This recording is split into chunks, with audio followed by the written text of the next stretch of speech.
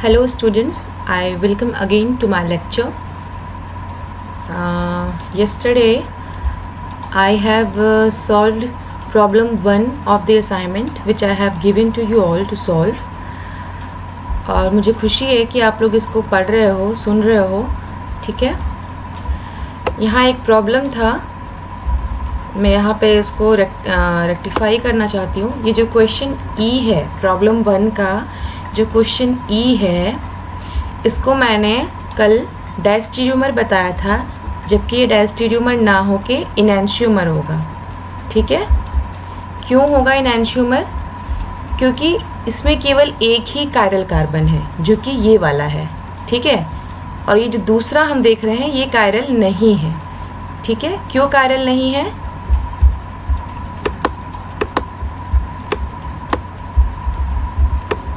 Chiral क्यों नहीं है ये? क्योंकि इस कार्बन पे ये देखिए, ये भी CH3 है और ये भी CH3 है, तो दो ग्रुप सेम हो गए, CH3 और कायरल होने के लिए जो टोटल चारों जो हमारे कार्बन से बॉन्ड लगे होते हैं, वो जो ग्रुप्स होते हैं उन्हें डिफरेंट होना चाहिए। तो ये मुझसे मिसलीड हो गया था, मैंने इस पर ध्यान नहीं दे पाई थी। तो जो डायस्टेरियोमर बताया था, ये डायस्टेरियोमर ना होकर केवल और केवल इनैंशियोमर होगा, ठीक है। यहाँ पे देख लेते हैं एक बार, ये देखिए, ये आपका कायरल नहीं होगा, ये कार्बन कायरल नहीं होगा। क्यों? क्योंकि यहाँ पे भी CH3 है इस कार्बन से जुड़ा हुआ, और यहाँ पे भी CH3 है, क्योंकि इस कार्बन से दो CH3 जुड़े हुए हैं, इसलिए ये कायरल नहीं होगा। केवल ये वाला कार्बन आपका जो है वो कायरल होगा, कार्बन 1, जो कि R है, और दूसरे कंपाउंड में हम देख रहे हैं ये S है।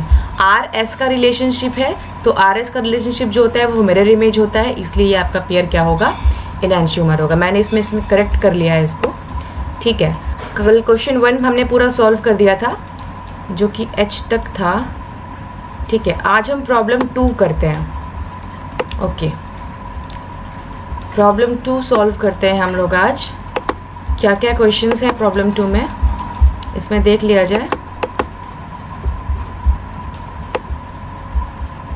ठीक है। ये आपका प्रॉब्लम 2 है, जिसमें हमको बताना है कि जो फॉलोइंग पेयर्स हैं हमारे, वो कॉन्स्टिट्यूशनल आइसोमर हैं, डायस्टेरियोमर्स हैं या फिर इनैंशियोमर्स हैं, ठीक है। कॉन्स्टिट्यूशनल आइसोमर्स मतलब कि जो डायस्टेरियोमर या फिर इनैंशियोमर नहीं है, ठीक है। मतलब मॉलिक्यूलर फॉर्मूला उन लोग का सेम है, लेकिन बॉन्डिंग कनेक्टिविटी ये जो डिफरेंट हो गया, तो वो आपका क्या हो गया?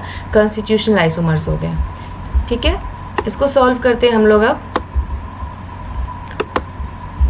इसका क्वेश्चन 1, ये ए वाला जो पार्ट है वो देखिए, ये दोनों स्ट्रक्चर्स दिए हुए हैं, ये दोनों कंपाउंड्स दिए हुए हैं, ठीक है। और हमें बताना है कि इन दोनों में क्या रिलेशनशिप है, इनैंशियोमर है, डायस्टेरियोमर है या फिर कुछ और है, ठीक है। तो यहाँ हमने सॉल्व किया है इसको। देखिए, एक चीज़ देख लीजिए, ये जो कोई कार्बन हमारा जो है, टोटल अगर 2 कार्बन है और दोनों कार्बन पे सब्स्टिट्यूएंट्स लगे हुए हैं, ठीक है, तो इन 2 कार्बन को हम ऐसे मतलब अगर दिखाते हैं, यहाँ मुश्किल है समझाना, ये थोड़ा रॉड से ज़्यादा समझ में आता है बॉल स्टिक मॉडल से। अगर हम इस तरीके से कुछ समझें, इस तरीके से अगर हम कुछ समझते हैं, ठीक है, ये हमारा कार्बन है, यहाँ पे भी हमारा कार्बन है, और ये कार्बन के सब्स्टिट्यूएंट है, यहाँ पे भी कार्बन के सब्स्टिट्यूएंट है, ठीक है। तो इसी पोजीशन को, इसी कार्बन चेन को हम अगर इस तरीके से दिखाएं, ये जो सर्कल दिखाया जा रहा है, ठीक है, और इसके आगे ये जो हम पूरा स्ट्रॉन्ग लाइन दिखा रहे हैं, ये मतलब कि हमारे सामने वाला कार्बन है, और जो पीछे से ये जो दिखा रहे हैं बॉन्ड्स, ये हमारा पीछे वाला कार्बन है। इसी चीज़ को ऐसे भी रिप्रेजेंट किया जा सकता है, ठीक है।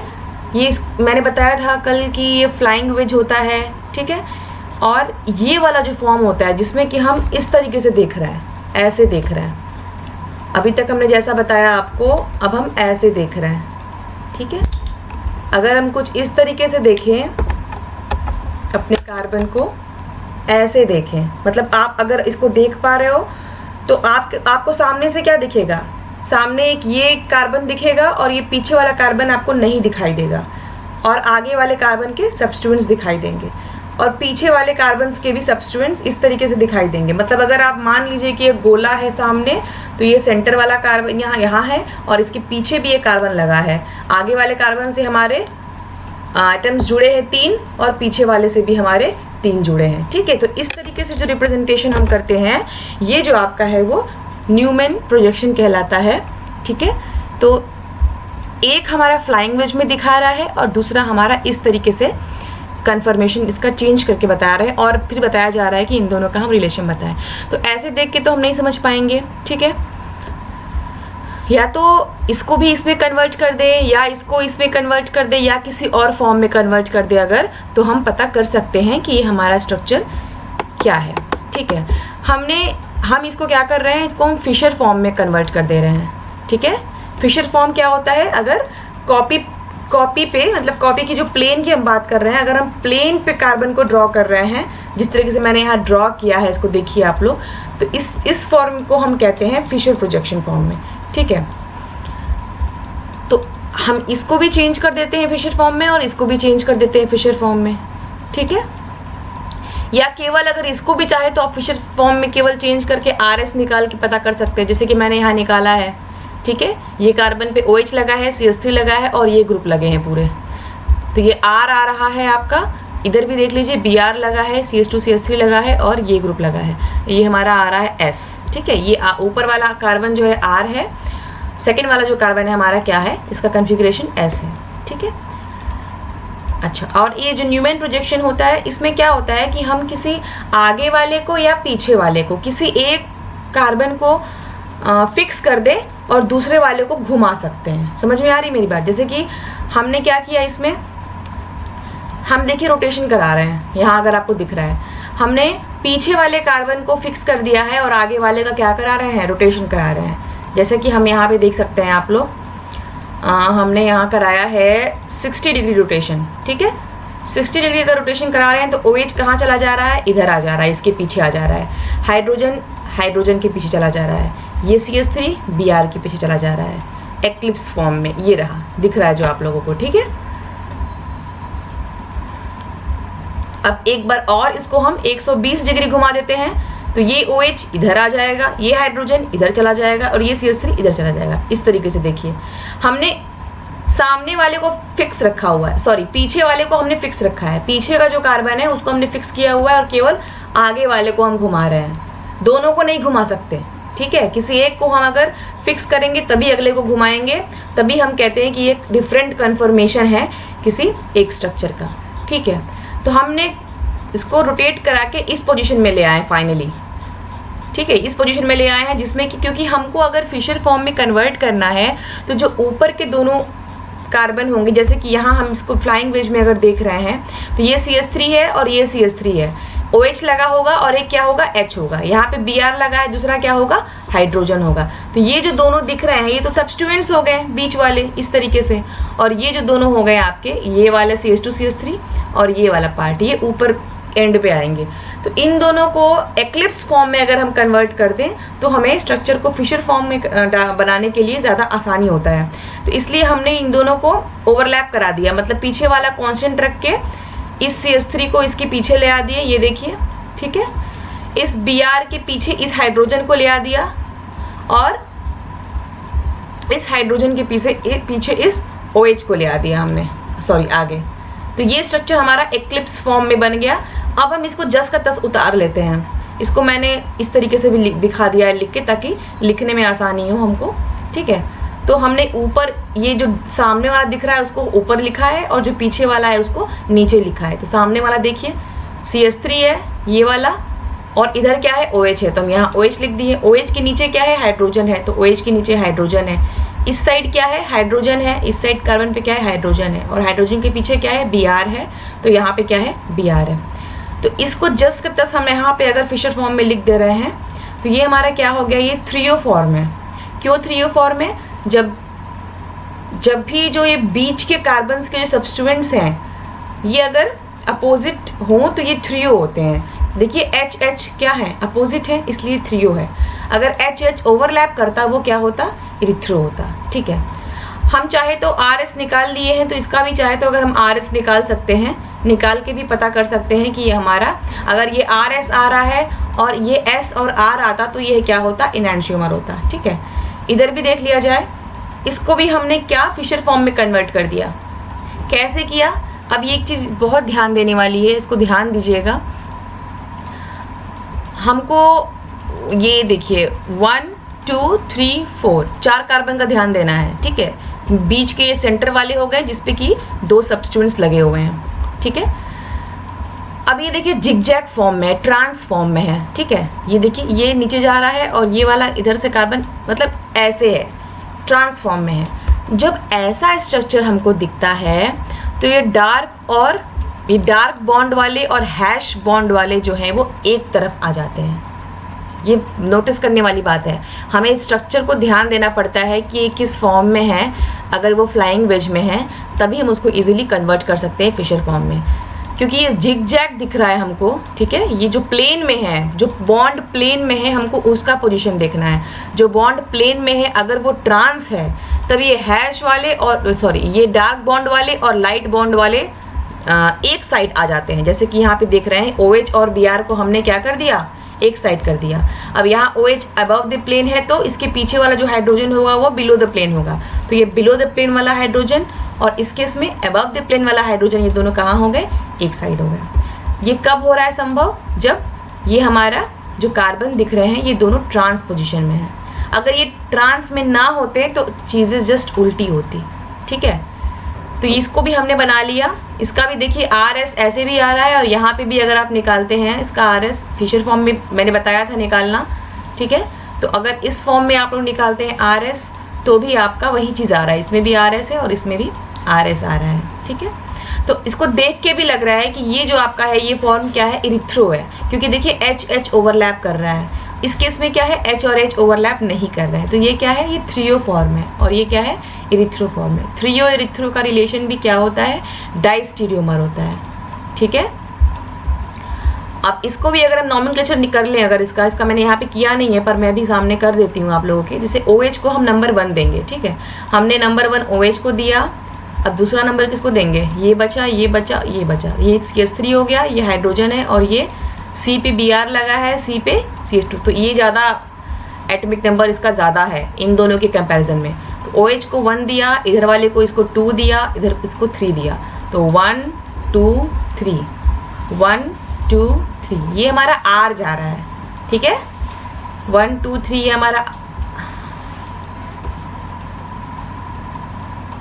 ठीक है, ये हमारा R जा रहा है। लेकिन क्योंकि हमारा जो लोअर प्रायोरिटी का है, जिसको हम हाइड्रोजन को नंबर 4 दिए हैं, ठीक है, लोअर प्रायोरिटी मतलब सबसे कम नंबर जिसको दिया है, 4 नंबर हम हाइड्रोजन को दिए हैं। अगर वो हॉरिजॉन्टल प्लेन पे होता है तो क्या होता है, जो हमारा आता है वो रिवर्स हो जाता है। ठीक है, तो ये हमारा R आ रहा है, तो ये R ना होके क्या होगा, ये कार्बन S होगा।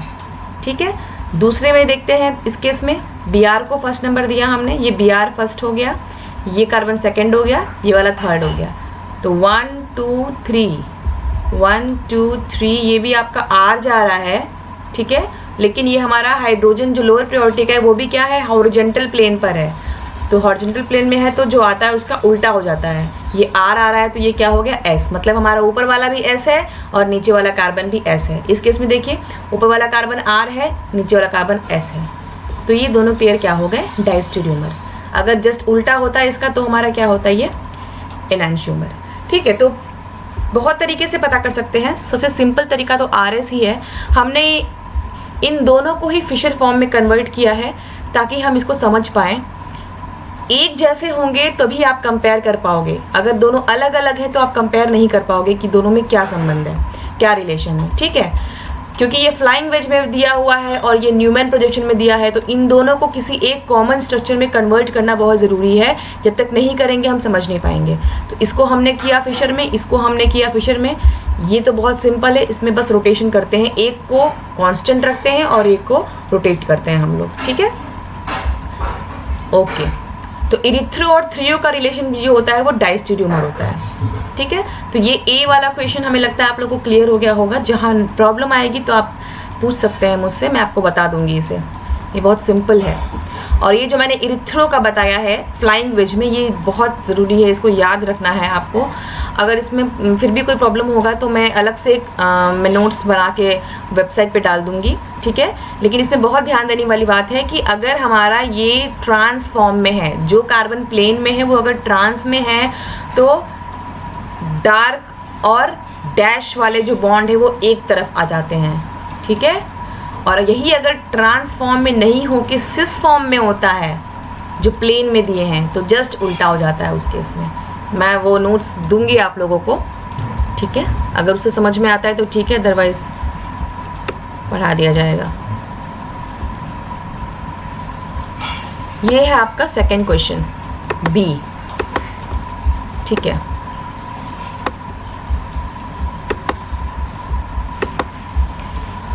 ये है आपका बी। देखिए ये भी अलग अलग फॉर्म में दिए हुए हैं, तो इसलिए फॉर्म पे आपको कमांड होना चाहिए कि कौन से फॉर्म में दिया है और उसको आप इक्वल करोगे तभी आप सॉल्व कर पाओगे, अदरवाइज नहीं, ठीक है। तो बी वाला देखते हैं कैसे सॉल्व किया है। ये जो हमारा फॉर्म दिया हुआ है, अब देखिए जो मैंने आपको समझाया था इस तरीके से बताया था ना हमने, ये मैं 2 बॉन्ड बना रही हूँ क्योंकि मेरे हाथ से 2 ही बन पा रहा है, एक नीचे भी लगा होता है। ये हमारा कार्बन कार्बन का है अगर, तो ये 2 बॉन्ड है और एक नीचे भी लगा होता है, हम 2 ही हैंडल कर पा रहे हैं, इसीलिए हम तीसरा बॉन्ड नहीं दिखा पा रहे हैं, ठीक है। उसी तरीके से इसके पीछे वाला भी हमारा लगा हुआ है, ये देखिए, ठीक है। अगर हम सॉरी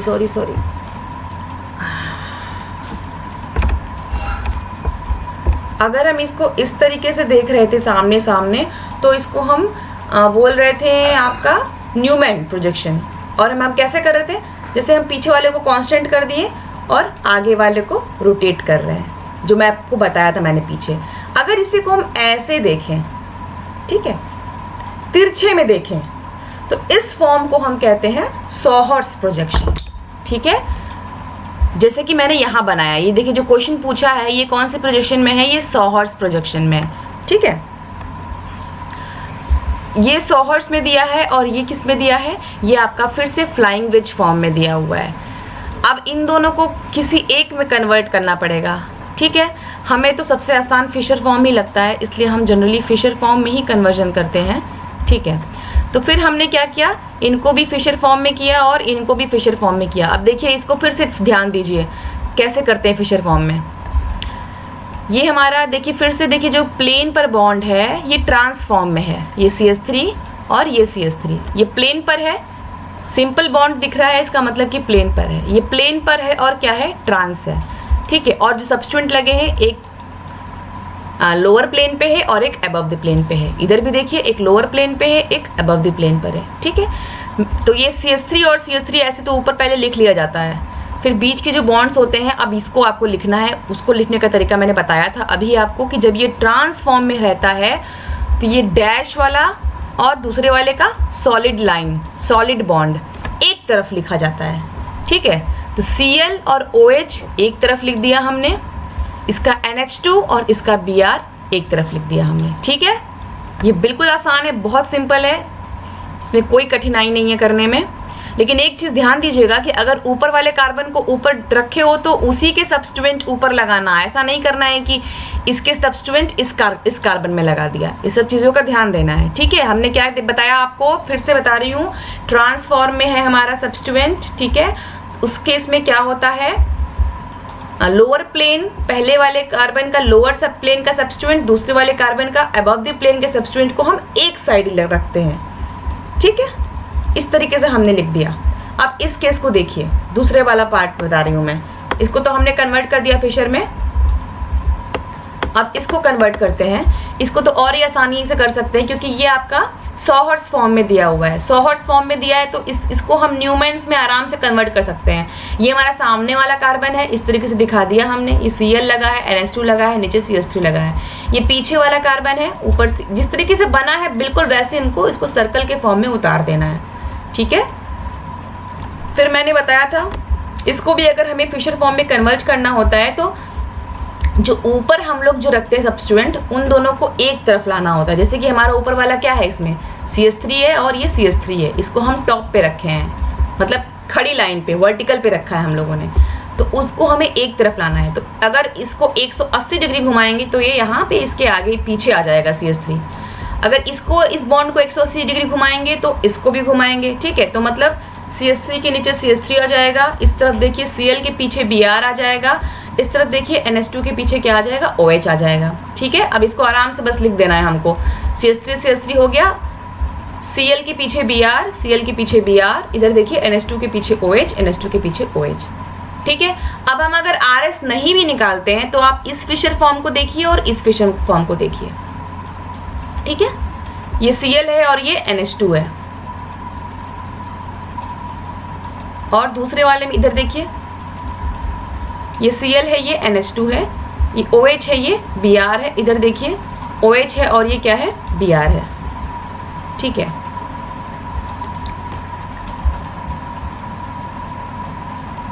अच्छा अब देखिए यहाँ पे फिर से गड़बड़ लिखा है, आइडेंटिकल नहीं होगा ये, क्योंकि इसका कॉन्फ़िगरेशन देखिए, इसमें कॉन्फ़िगरेशन नहीं भी अगर देखते हैं तो भी देखिए इनके सब्स्टिट्यूएंट अलग अलग हैं। ClNH2 है, ClNH2 है, ये BrOH है और ये OH-Br हो जा रहा है, ठीक है। तो ये आपका डाइस्टीरियोमर होगा। RS भी अगर हम निकालते हैं इसका तो 1 2 3 4, 1 2 3 4, ये आपका R जा रहा है, ऊपर वाला R है, नीचे वाला Br 1 2 3, 1 2 3 S, क्योंकि इसमें लोअर प्रायोरिटी आपका जो है वो वर्टिकल बॉन्ड पर है तो जो आएगा वही रहेगा। तो ये R है और ये नीचे वाला क्या है, S है। इस केस में देखिए ऊपर वाला बिल्कुल वैसे ही है तो ये R ही आएगा, और नीचे वाला उल्टा हो गया तो ये R है और ये S है। ये यहाँ पे गड़बड़ है, ये चीज़ नहीं होगा, इस जगह पे क्या होना चाहिए, ये आपका ये जो पेयर है ये आपका ये क्या है, ये डाइस्टीरियोमर है, ठीक है। आइडेंटिकल नहीं है, ये डाइस्टीरियोमर है।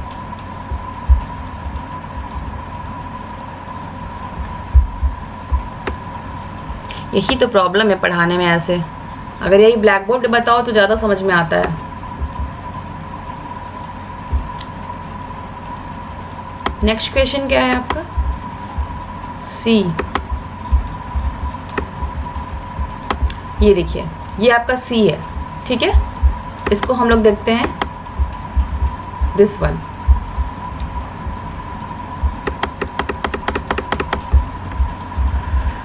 पहले तो डबल बॉन्ड देख लीजिए, ये डबल बॉन्ड ऊपर गया है, ये डबल बॉन्ड के नीचे गया है, तो ये हमारा लगभग क्या है, ट्रांस है, ठीक है। ये दोनों हाइड्रोजन आपके अपोजिट हैं और ये सब्स्टिट्यूएंट्स अपोजिट है, तो ये हमको देख के लग रहा है कि ट्रांस है। और इस केस में भी देख लीजिए, ये भी दोनों सब्स्टिट्यूएंट्स हमारे अपोजिट हैं, हाइड्रोजन्स हमारे अपोजिट है, तो ये भी आपका क्या है, ट्रांस है। तो ये जो चीज़ तो सेम हो गया।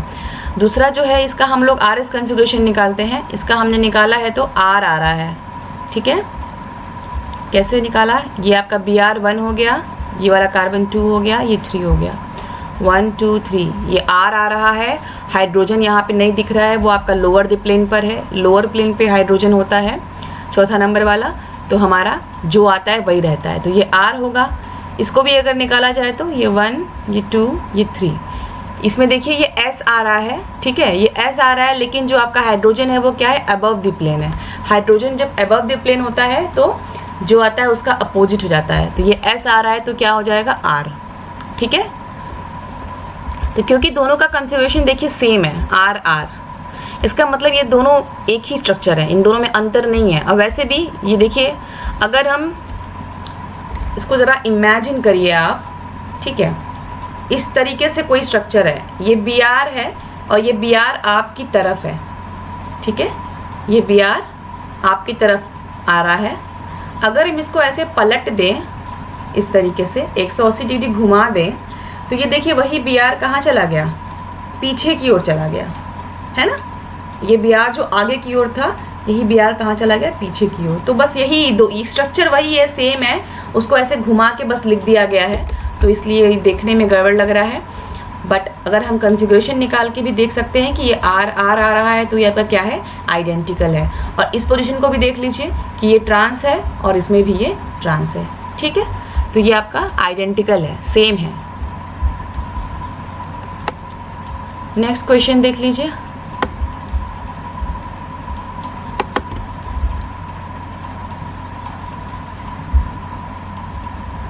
डी। ठीक है,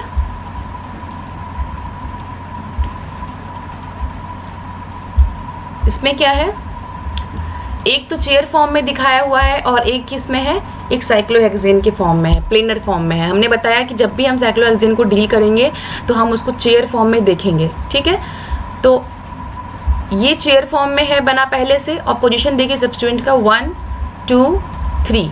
1 आपका इक्वेटोरियल है, थर्ड वाला आपका एक्सियल है, ई ए। 1 3 पोजीशन पे जब ई ए या फिर ए ई रिलेशनशिप हुआ तो हम उसको क्या कहेंगे, ट्रांस। ठीक है, और इस केस में भी देख लीजिए 1 2 3, ये एक डॉट में बना है और एक अबव द प्लेन बना है। इसका मतलब ये इस तरीके का जो रिलेशन होता है वो किसका होता है, ट्रांस का होता है। ठीक है, अगर दोनों ही डैश लाइन में है या फिर दोनों ही अगर स्ट्रॉन्ग लाइन पे हैं, स्ट्रॉन्ग बॉन्ड पर हैं, सॉलिड बॉन्ड पर हैं, तो उसको हम सिस कहते हैं। ठीक है, और अगर एक ऊपर और एक नीचे इस तरीके से दिखा रहा है तो ये हमारा ट्रांस है। तो अगर हम इसको चेयर फॉर्म में कन्वर्ट करेंगे, जो कि मैंने यहाँ नहीं किया है, तो बिल्कुल यही स्ट्रक्चर बनेगा। अगर इसको चेयर फॉर्म में हम कन्वर्ट करते हैं तो बिल्कुल यही स्ट्रक्चर बनेगा, यही चीज़ बनेगा। इसको ट्रांस में हम लोग बनाएंगे तो बिल्कुल ऐसे ही ई और ए बनाएंगे। तो क्योंकि दोनों ही ट्रांस है, दोनों स्ट्रक्चर में कोई अंतर नहीं है, बस एक को चेयर फॉर्म में लिखा है, एक को प्लेनर फॉर्म में लिखा है, तो ये क्या है, आइडेंटिकल है, सेम है। यहाँ मैंने ये लिख दिया आप लोग के सहूलियत के लिए, 1 3 सब्स्टिट्यूएंट के लिए। ए ई या ई ए सब्स्टिट्यूएंट है तो ट्रांस है, ई ई या ए ए सब्स्टिट्यूएंट लगे हैं तो सिस हो जाता है।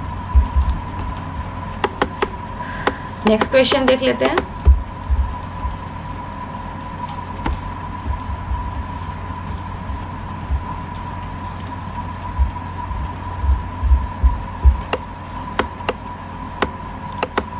ई है, ठीक है, एक आपका देखिए इसमें वही चीज़ है, एक आपका फ्लाइंग वेज में दिया है और एक आपका फिशर फॉर्म में दिया है, और इन दोनों के बीच में रिलेशन पूछ रहा है। ठीक है, तो हम क्या करेंगे, हम ये जो आपका फ्लाइंग वेज में दिया है उसको भी हम फिशर फॉर्म में कन्वर्ट कर लेंगे और फिर देखेंगे कि स्ट्रक्चर क्या बनता है। अगर हम, मैंने यहाँ किया नहीं है लेकिन मैं बता देती हूँ आप लोगों को, अगर हम इसको फिशर फॉर्म में कन्वर्ट करेंगे तो कैसे करेंगे। मैंने बताया था आपको कि ये जो ये वाला बॉन्ड होता है बीच वाला जिसमें सब्स्टिट्यूएंट्स लगे हुए हैं, इसका जो प्लेनर बॉन्ड है वो अगर ट्रांस के फॉर्म में है, जो कि है यहाँ पर, ये देखिए ये इधर जा रहा है, ये इधर जा रहा है, अपोजिट डायरेक्शन में है, तो ये ट्रांस फॉर्म में है। इसमें क्या होगा, एक डार्क लाइन और एक डैश लाइन, ये दोनों क्या हो जाएंगे, एक तरफ हो जाएंगे। एक तरफ हो जाएंगे मतलब अगर हम इसको इस तरीके से लिखेंगे तो ऐसे ही लाइन खींचेंगे, एक तरफ CH3 बनाएंगे, एक तरफ CH2 CH3 बनाएंगे, BrCl को एक तरफ कर देंगे और जो हाइड्रोजन है उनको एक तरफ कर देंगे। तो इसको अगर हम, ये जो स्ट्रक्चर है हमारा फ्लाइंग वेज में, अगर उसको हम फिशर पे अगर चेंज करेंगे तो बिल्कुल यही स्ट्रक्चर बनेगा। इसका मतलब ये दोनों सेम है, दोनों में अंतर ही नहीं है, बस फ्लाइंग वेज वाले को फिशर में दिखा के ये पूछ रहा है कि इनके में क्या रिलेशन है। ठीक है, तो ये दोनों स्ट्रक्चर बिल्कुल सेम है, कोई अंतर नहीं इनमें। Next F। अब ये F वाला भी देख लीजिए, एक आपका सॉहर्स फॉर्म में दिया हुआ है और एक आपका फिशर फॉर्म में दिया हुआ है। कुछ नहीं करना है हमको, इसको भी फिशर फॉर्म में कन्वर्ट कर लीजिए, फिर देख लीजिए क्या बन रहा है। तो जी जैसा दिख रहा है वैसा हमने इसमें बना दिया, इसको रोटेट कर दिया। ठीक है, रोटेट करने के बाद देख रहे हैं कि हमारा जो स्ट्रक्चर बना है FOH और ClCH3 बिल्कुल यही बना है। ठीक है, तो ये तो बहुत सिंपल है, बस कन्वर्ट करके आप समझ सकते हैं। तो ये दोनों भी क्या हो गए, आपके आइडेंटिकल हो गए। नेक्स्ट क्वेश्चन देखते हैं, जी वाला। ठीक है, एक चीज़ तो यहाँ नोटिस कर लीजिए कि यहाँ आपका जो ये डबल बॉन्ड के सब्स्टिट्यूएंट्स है वो ट्रांस दिख रहे हैं, इधर जो सब्स्टिट्यूएंट्स दिख रहे हैं वो क्या है, सिस हैं। सबसे बड़ी चीज़ ये ट्रांस है, ये सिस है। दूसरा केस हमने इसका RS कन्फिगरेशन निकाला तो ये S आ रहा है, और इसका भी RS कन्फिगरेशन निकाला तो क्या आ रहा है, S आ रहा है। तो कन्फिगरेशन हमारा सेम है, लेकिन जो रिलेशन दोनों कंपाउंड में है वो सिस ट्रांस का है। ठीक है, ये हमारा सिस है, ये हमारा ट्रांस है। सिस ट्रांस रिलेशन जहाँ होता है वो डाइस्टीरियोमर होता है। ठीक है, इरिथ्रोथ्रियो रिलेशनशिप जहाँ हो रहा है, सिस ट्रांस रिलेशनशिप जहाँ हो रहा है, ये सब क्या है, आपका डाइस्टीरियोमर है। तो ये हमारा डाइस्टीरियोमर है। नेक्स्ट क्वेश्चन पे जाते हैं, H। अच्छा, ये जो H वाला क्वेश्चन है, थोड़ा क्वेश्चन में फॉल्ट है, मैंने अभी देखा था इसको तो मैं बता दूँ सोच रही थी। H, ये जो H जो क्वेश्चन है, यहाँ पे एक बॉन्ड बनाना इसमें भूल गया हुआ है, ठीक है। यहाँ एक बॉन्ड होगा, जिस तरीके से यहाँ देख रहे हैं ना CH2 CH3 है, तो ये भी CH2 CH3 होगा, यहाँ पे एक बॉन्ड होगा। इसको करेक्ट कर लीजिएगा क्वेश्चन में जब आप इसको पढ़ेंगे। तो मैंने वैसे वहाँ ऐसा ही बनाया है, देखिए यहाँ पे एक CH3 क्वेश्चन में नहीं है, जो कि होना चाहिए था, ठीक है। तो ये हमारा चेयर फॉर्म में है, ये हमारा साइक्लोहेक्सेन प्लेनर फॉर्म में है। क्या करना है हमको, इसको भी हमें चेयर फॉर्म में कन्वर्ट कर देना है, ठीक है। और उसके बाद देखना है कि दोनों में क्या रिलेशनशिप है। तो अगर इसको हम चेयर फॉर्म में कन्वर्ट करते हैं, देखिए ये भी 1 2 3 है और दोनों बॉन्ड एक जैसे दिख रहे हैं, इसका मतलब ये सिस है। तो 1 2 3 पोजीशन पे अगर हमको सिस बनाना है तो हम क्या बनाएंगे, या AA बनाएंगे या फिर EE बनाएंगे, ठीक है। तो हमने यहाँ AA बना दिया, BrCl, ये दोनों का रिलेशन क्या है, सिस है। नेक्स्ट फिर देखिए 1 2 3 नीचे देखिए इन दोनों का रिलेशनशिप क्या है, ट्रांस है। तो ये आपका A है और यहाँ हमने इसको E बना दिया, तो ये आपका क्या हो गया, ट्रांस। अब देखिए हमें यहाँ गलती, यहाँ एक और बॉन्ड होना चाहिए था, ठीक है। तो ये दोनों क्या हो गए, आइडेंटिकल। अगर हम इसको चेयर फॉर्म में कन्वर्ट करते हैं तो बिल्कुल यही स्ट्रक्चर फॉर्म होता है, इसलिए हमारा ये स्ट्रक्चर क्या हो गया, आइडेंटिकल।